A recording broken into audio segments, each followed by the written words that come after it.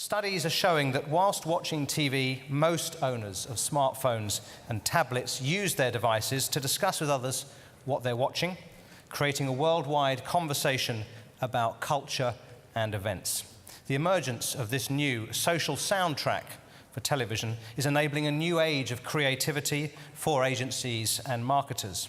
To discuss how this is providing more engaging experiences, please welcome to the stage Deb Roy, who's the Chief Media Scientist at Twitter and a professor at MIT. A warm welcome, please.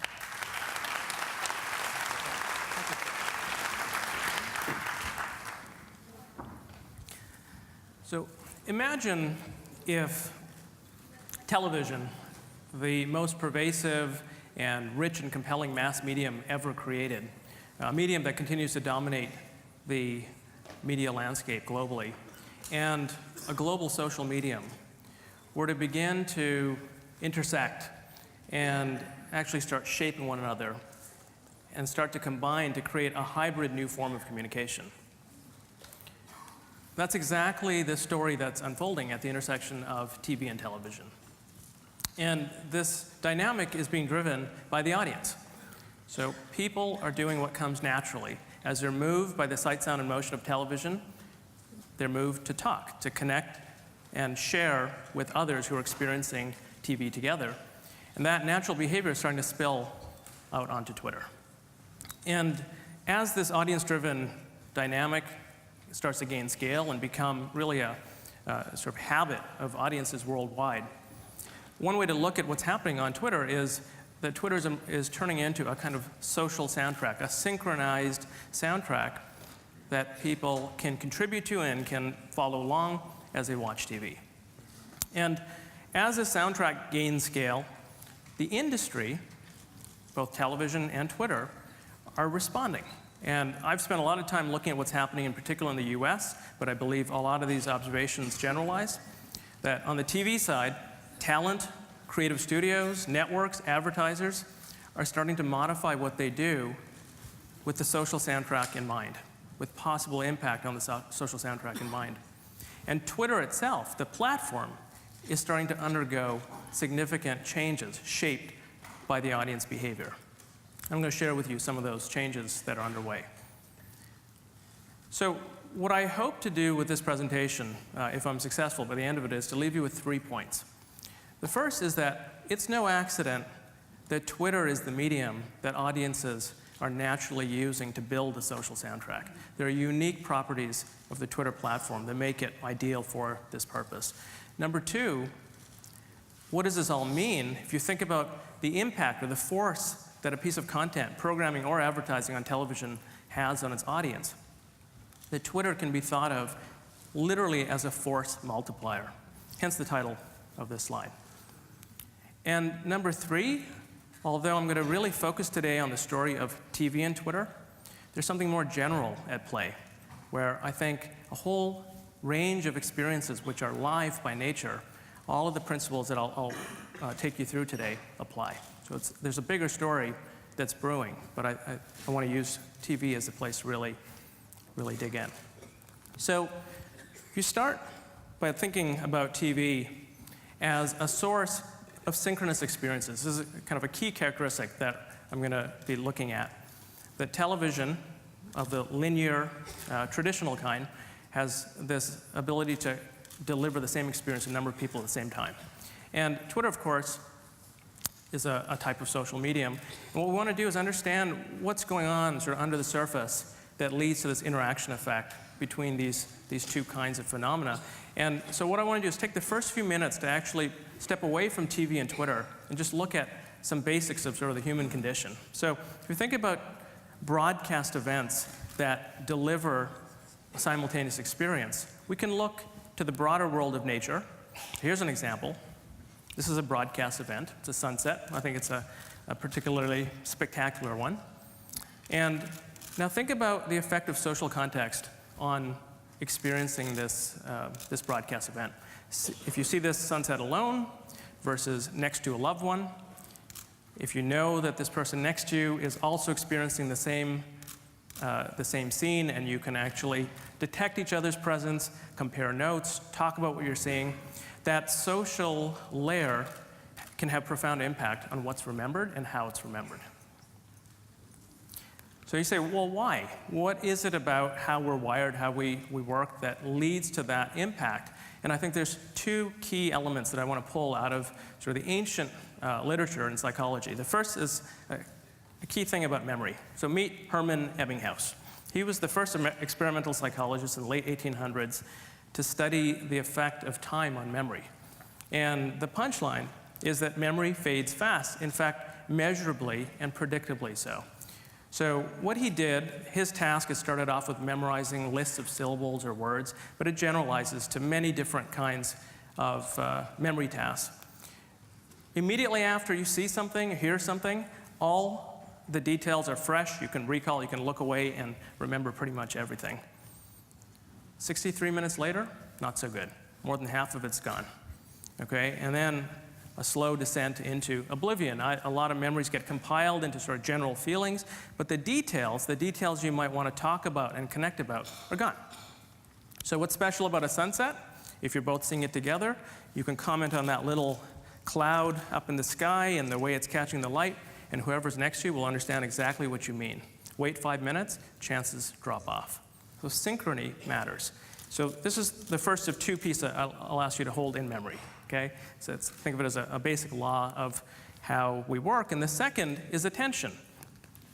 So this is a paper, somewhat obscure, from 1969. Stanley Milgram is the lead author. You might not know his name, but you probably know his work.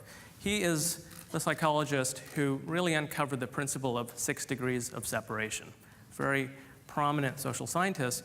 In 1969, he co-authored this note on the drawing power of crowds of different size. Here was a key finding, that our attention is steered by the crowd that is visible to us. So it's a very simple experiment. New York City, he planted a crowd of people on a street corner, and he gave them a very simple instruction. Just look up.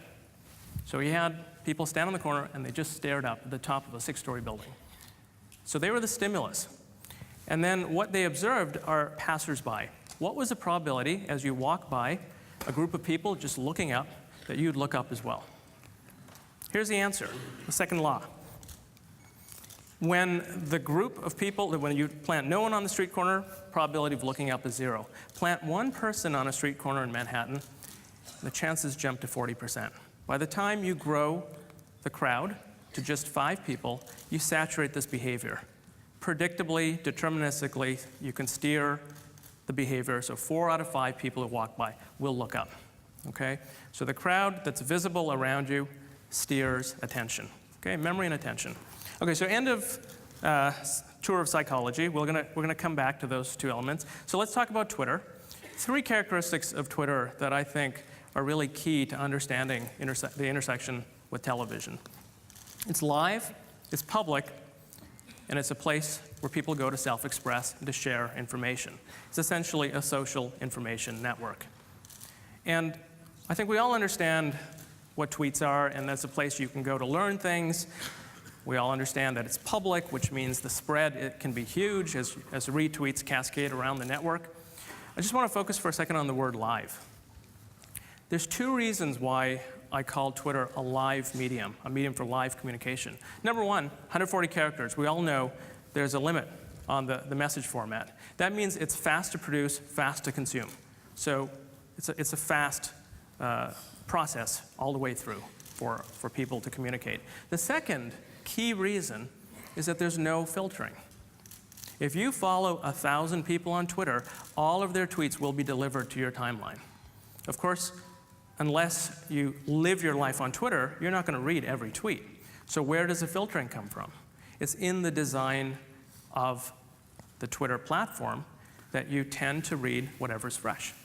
It's the new stuff that floats and fills your timeline. So if you've been off for a day and you come back, you'll start playing a little bit of catch-up, but it's mainly stuff that's new. Okay? So it's live. What that means is most of what's happening on Twitter you can think of in general, beyond TV, as a kind of soundtrack for life in the moment, whatever is happening now. So whether it is that sunset, or it is the Boston Marathon, and the bombings, and all of the events to follow, whether it's calls for action today in Turkey. Whatever the moment is, it is a place where one can go to listen and join the social soundtrack. So we can tune into the social soundtrack. So this is the voice of New York City. Along the vertical is the daily cycle from midnight to midnight. Along the horizontal, calendar year 2012. So here is sort of tuning in to the voice of New York. The more ink, the darker the orange, the more tweets per minute. So we see what is a stereotypical sort of voice print of a city in the United States. People don't tweet very much when they're asleep. In the evening, they tweet a lot after dinner. In the world of television, also known as prime time. You see a little irregularity in the summer. School is out, people tweet a bit more late night. This is the typical pattern for any city in the US. Contrast that with this city. It's pretty different. You immediately notice a couple of interesting things. There's this massive shift in behavior in the month of July and August. And if you look carefully, there are two horizontal bands sort of wrapping around the top and bottom of this soundtrack of this city. So welcome to Riyadh, Ramadan. And these we can highlight: sunrise and sunset. Broadcast events, mixing with cultural practices. Everyone is in prayer, and so tweets are suppressed for these two moments. If we tune in literally to the soundtrack for sunsets, back to America, LA, San Francisco, Seattle, and Vancouver. Here we're looking from noon to midnight. Density of tweets that contain the word sunset. You literally see the sun shining through the data of Twitter. So why is it that people would tweet about sunsets? Well, the reason is that others who receive that tweet, if they're going to read it at all, probably see the tweet soon after the tweet is sent, which means the sunset may still be visible. You look out the window, you connect with that person around a shared experience. That's a magic moment, okay? And Twitter is made by design for that kind of live connection. So thinking about the metaphor of a soundtrack, of course, its origins come from media. Silent movies began as silent experiences. A couple of generations of moviegoers could not hear what was being seen. When the soundtrack, the synchronized soundtrack, was invented, far from it being a threat to the silent film industry, instead it unleashed a wave of creativity. Fast forward a couple of generations, it's hard to imagine a movie like E.T. without a soundtrack. Jaws without a soundtrack? Silly robotic fish just splashing around in the water, right? With a soundtrack, a movie that instilled enough fear in people to keep them out of water. Has a profound effect and opens up completely new dimensions of creativity. So let me move to television, which of course was born with an audio soundtrack, but what's new to TV is the social soundtrack. Just to really, make sure we're all on the same page for how I'm thinking about this, I just wanted to share a personal moment where I felt loud and clear the impact of the social soundtrack. This is the second presidential debate for the US presidential elections. Mitt Romney has just uttered the now regrettable phrase, "binders full of women," now infamous. At that moment, when I heard him say it live, I was sitting next to my wife, who immediately gasped and said, "I can't believe he just said that. I can't believe he thinks that way about women." And I said, I don't think it was that big of a deal. Clearly, it was offensive, but I think it was a slip of the tongue. I don't think it was really we weren't seeing into how he really thinks. Then I looked down at my phone. First, the jokes started rolling in. Ann Romney is rifling through the house, trying to find Mitt's little black binders full of women while cursing under her breath. Jokes about that bring in Big Bird, and then sort of consensus views.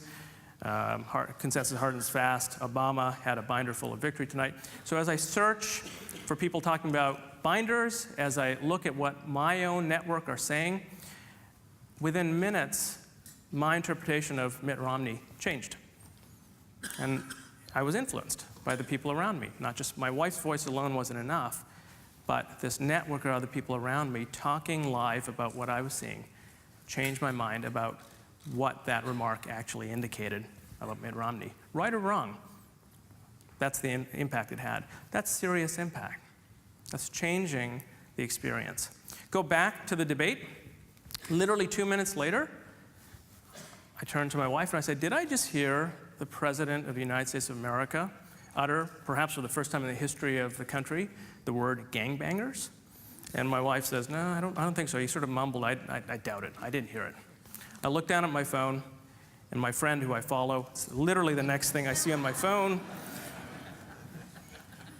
I read the tweet to my wife, we share a laugh, and so the social soundtrack of TV just flowed naturally and organically into our living room. And so it's flowing around the world. So that's sort of the first-person view of it.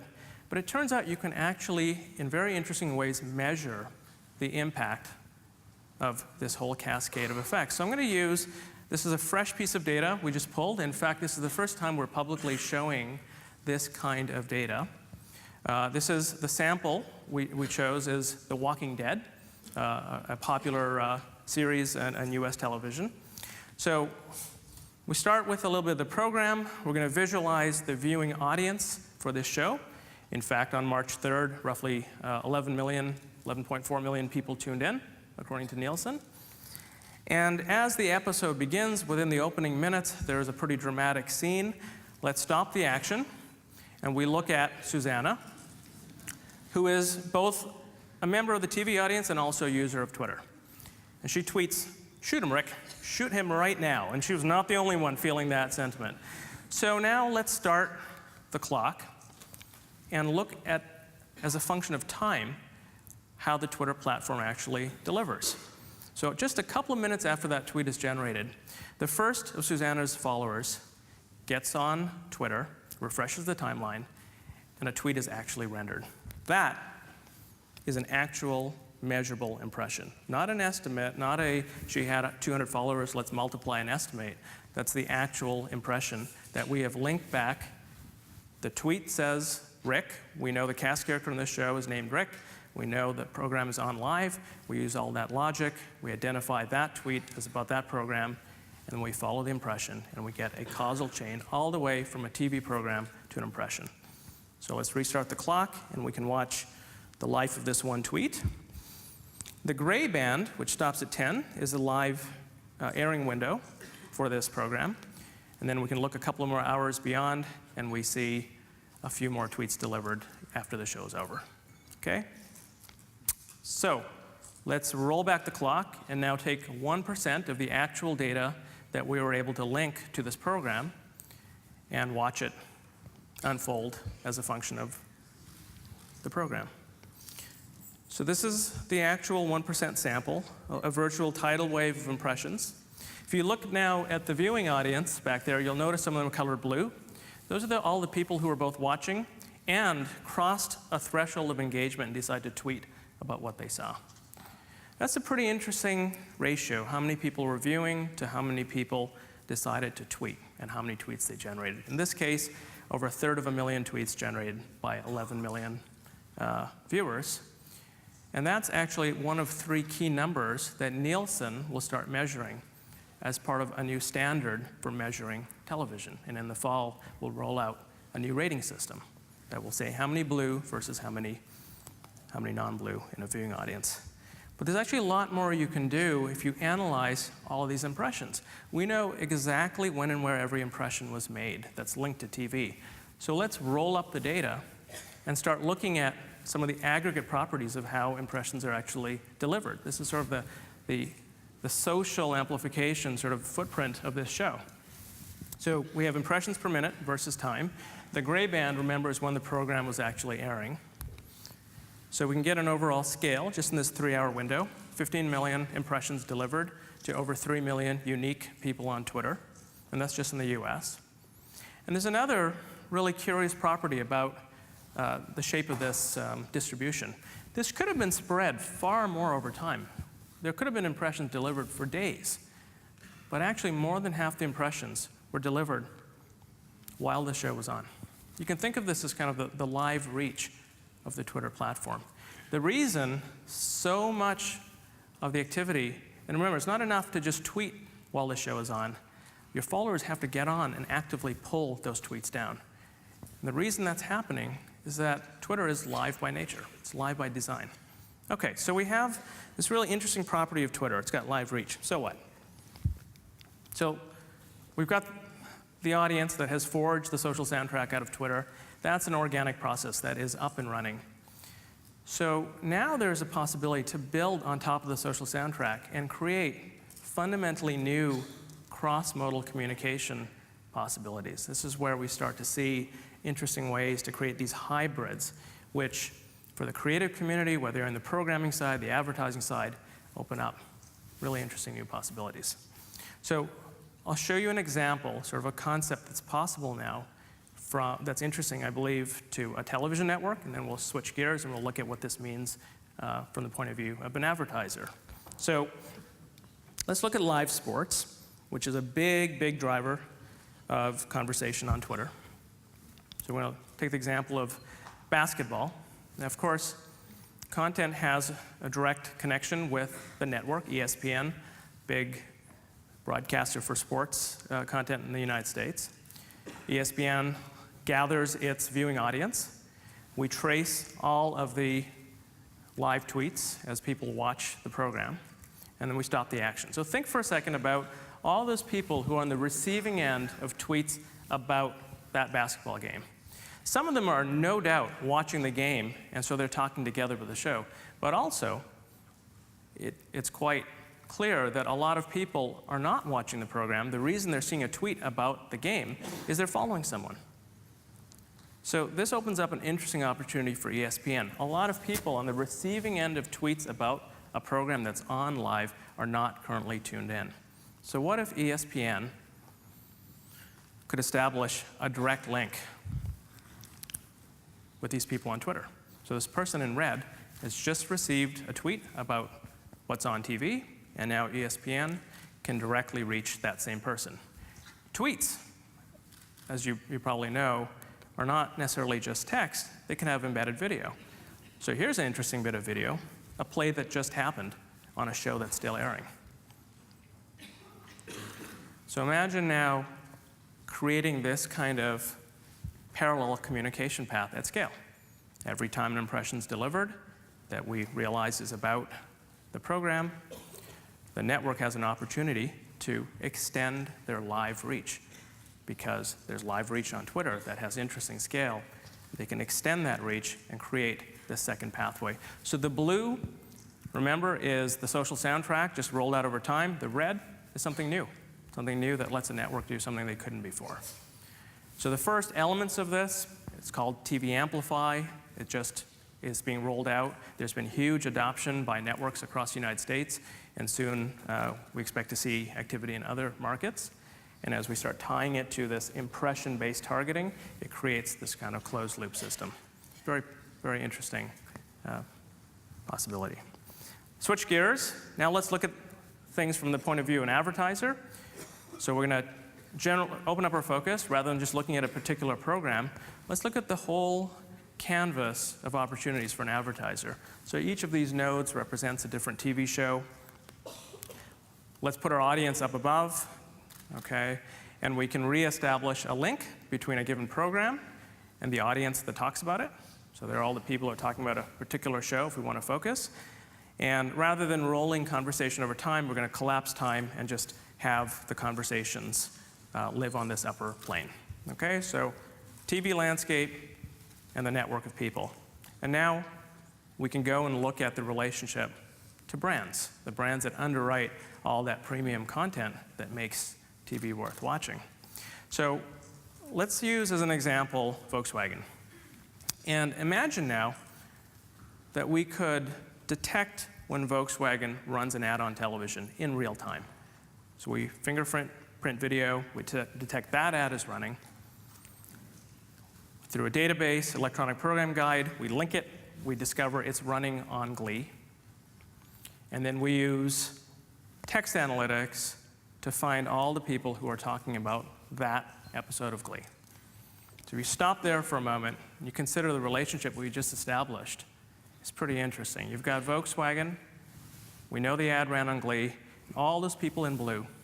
And there's various ways to extend that set and infer people who are probably watching and engaged with that Glee program, and they've seen the Volkswagen ad. They just saw it. Okay? So that's the exposed audience on Twitter that's seen the TV ad.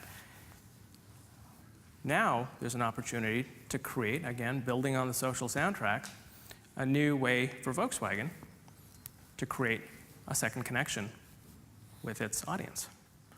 Sight, sound, and motion of television perhaps introduces a new product, a new model. Calls to action with interactivity and all of the targeting of the Twitter platform available in this secondary channel.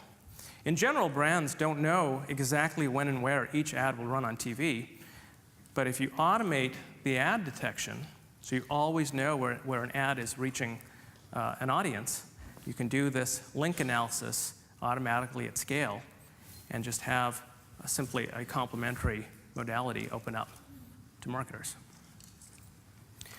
So I'm asked often, I mean, this by the way, was announced for the US market just a couple of weeks ago, TV ad targeting. And there's a lot of questions about, well, what would a campaign like this look like? And the honest answer is, we don't know. We know that it's a powerful new set of capabilities, and it's really up to new creative explorations to leverage and put this new capability to work. And I think there's a lot of interesting possibilities for essentially starting a conversation on television, continuing it on Twitter in various ways. So I want to now take a step back and point out that what I think, and I've been sort of hearing a lot of conversations this week, it's my first time at Cannes, and sort of getting a sense of what's on people's minds. And if there's one topic that I think sort of is permeating a lot of conversations, it's the role of time. And is it real time? Is it live? Is it time shifted? How fast are you reacting? Are you planning? There's something about time that I think is also at play in what's going on at the intersection of Twitter and TV. So what I want to do is draw a contrast in order to attempt to pull out a kind of pattern. So imagine a piece of video that is delivered one of two ways. Option A, we're going to deliver it to 100 people, one a day. Option 2, we're going to deliver that same piece of video to the same 100 people all at once. Okay, so time shifted versus synchronous. And the thing that I believe a lot of us are interested in, whether that's an ad or it's a piece of programming, is what is the impact of that piece of video on the audience? Okay, what's the force it exerts, in a sense, on the audience? One part of the answer has got to be a piece of video has more impact if more people see it. It seems obvious. Hence all the interest in reach and counting one way or another how many people saw a piece of media. But here I've held that constant. So you can think of how massive was this piece of media. If we're talking about mass media, we should have a way to measure mass.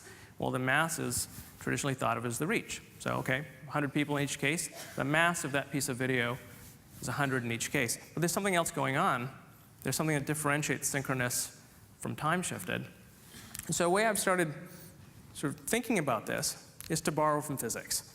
And I found that it only makes my physics colleagues cringe a little, so I've started taking it a little more seriously. So for those of you who don't remember, this might have been a long time ago, Newton's second law of motion, force equals mass times acceleration. In the world of physical objects, the force an object can have depends on two things: how big and heavy, how massive it is, and how fast its velocity is changing, the acceleration. So two factors. You multiply them and you get the overall impact or force of a physical object. So might we stretch this formula and apply it to media?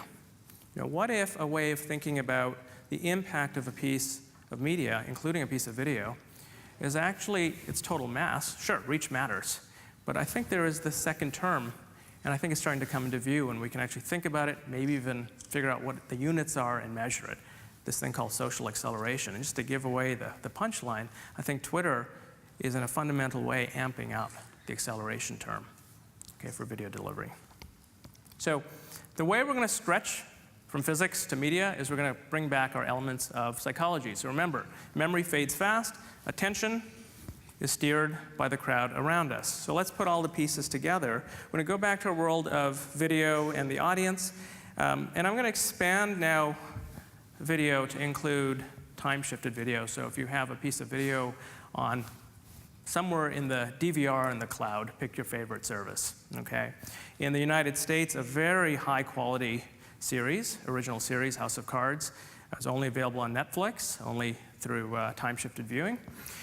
So here's a person who has watched an episode of House of Cards, and we're going to peer into their memory system, and we see that as they're watching the program, of course, every detail is fresh and immediate for recall. If there was someone around to talk about it, they certainly could.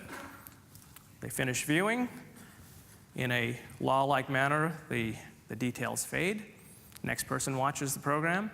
And here it becomes quite obvious why it's hard to talk about time-shifted content, because by the time you're watching it, probably most of the people who've watched it don't remember all the things you find worth talking about. Other than a general memory, details are gone.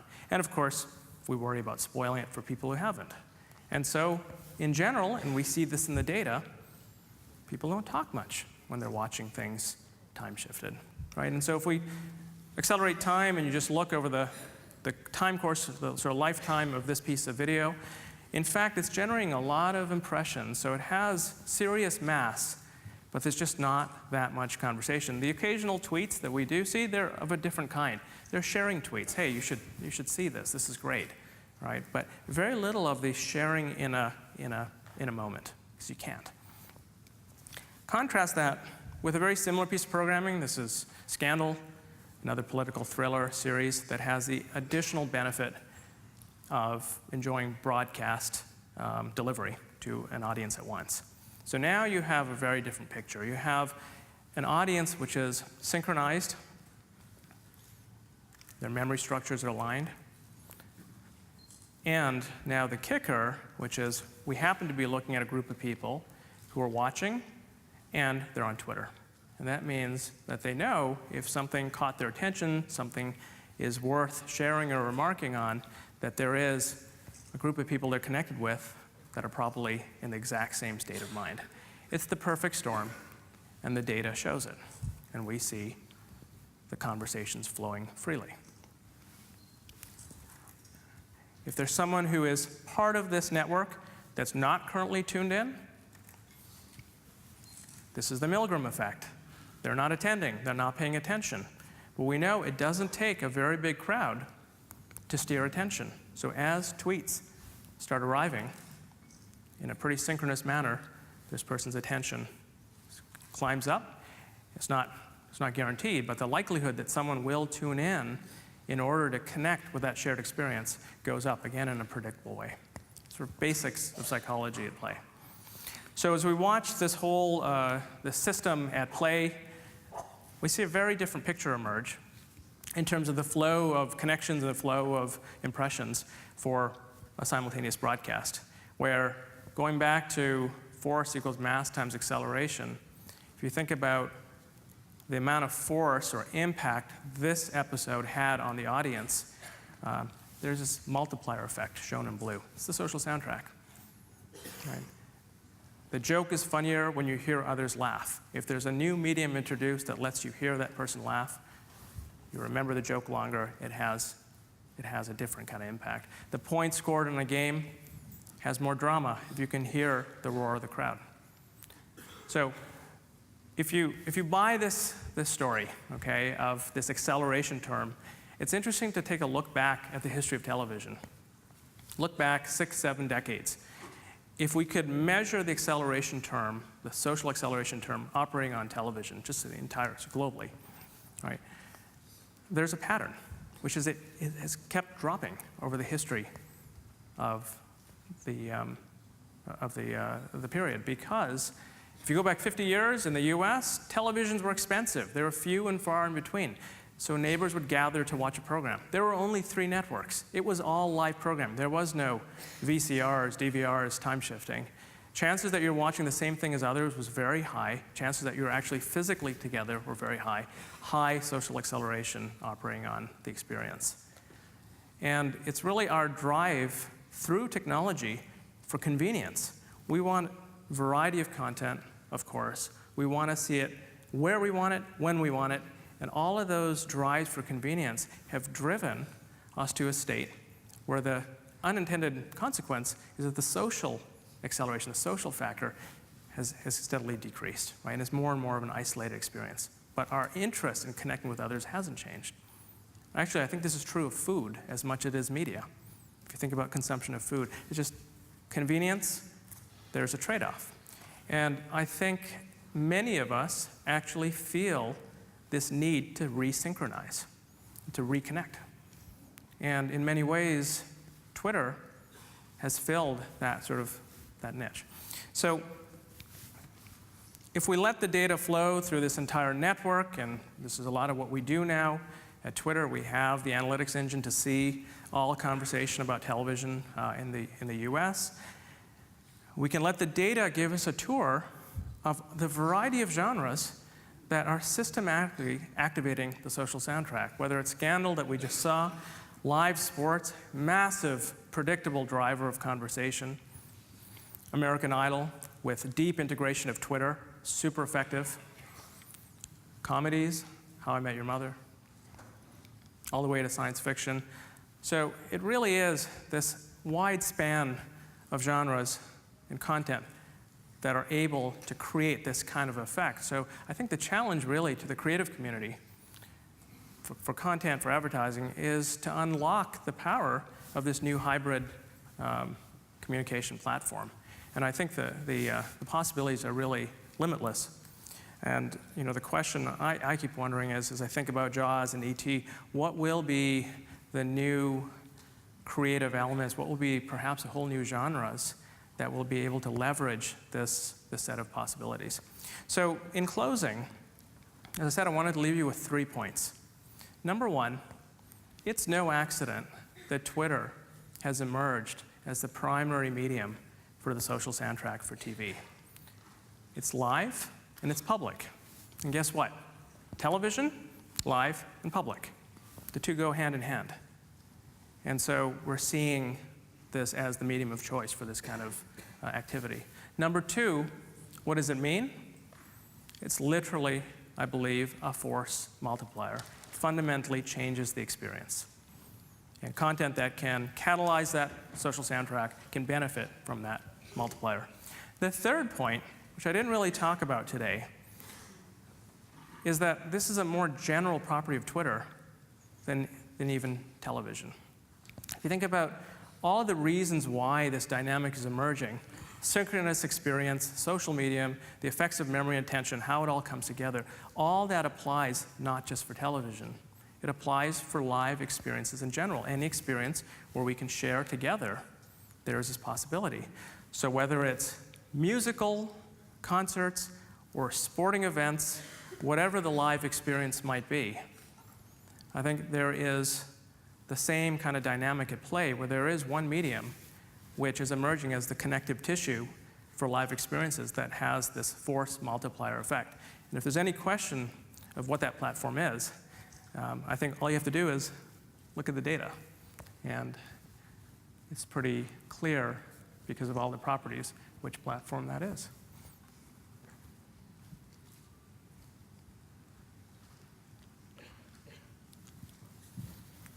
Thank you very much.